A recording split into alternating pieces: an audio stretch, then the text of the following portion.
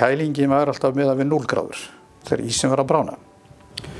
Í dag þá tala ég oftast nær ofurkælingu, ég fer að undir 0.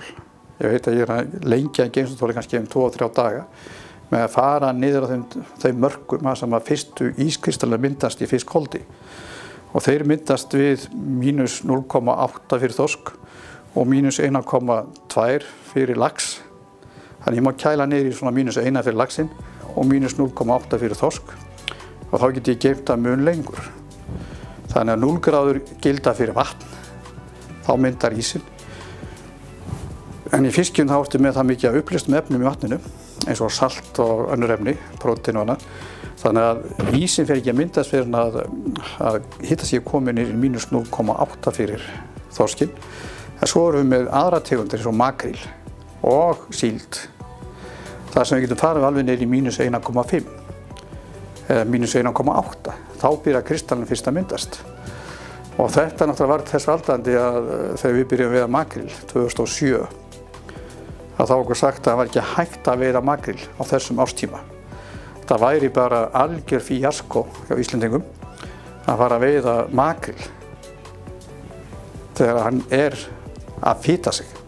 Fitan að fara úr 5 upp í 25% á 3 vikum.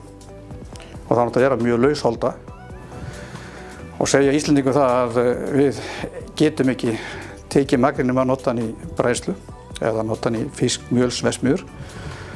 Að það náttúrulega getur hver og einn reynt það. Við bara fórum að skoða hvað við getum gert og all saman þá yfir greinina, sent útgerðarfyrirtækin og sjómenn og allir, að við fórum bara að skoða hvað getum gert. Jú, kælum hann niður í mínus 1,8 og hvað gerum við þá? Jú, við framleiddum sterín, þannig að hluta fiskjunum var eins og vax. Þetta var náttúrulega bara vaxfiskur, það var að fara í lausholda og fara í sundur. Að þá gátum við að halda honum svona föstum, að því við bættum við minnkum ensímin sem í maganum. Svo hann er fullur af rauðátu. Virkustu ensímin í hafinu er rauðáta, ensímin. Þannig að við gátum hægt að þeim og breytt hann í mat eða í flögg og okkur tókst það frá 2009 til 2010.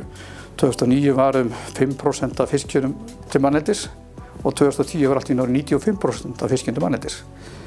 Þannig að við gátum samið okkur betur inn með að nýta fiskinn til manneldis eða sagt að við eigum rétt á kvótanum þó að fiskurinn var ekki í veiðulega ástandi fyrir Evrópúa, þá var hann í veiðulega ástandi fyrir okkur til manneldis. Þannig að þekkingin hefur verið mikil og útgerðarfyrirtækin og sjómenn hafa verið mjög duglegir að tileinkar sér þessa þekkingu. Og það er þetta sem ég segi ofta að íslenski fiskiðnaðurinn hefur haft svona þessa, ekki segja svona, verið snöggir að tileika sér nýjungar. Verið að hlusta og læra og eins og ég sagði áðan að þetta er faggrein og menn hafa virkilega lagt sig eftir í að taka inn þekkinguna í greinina.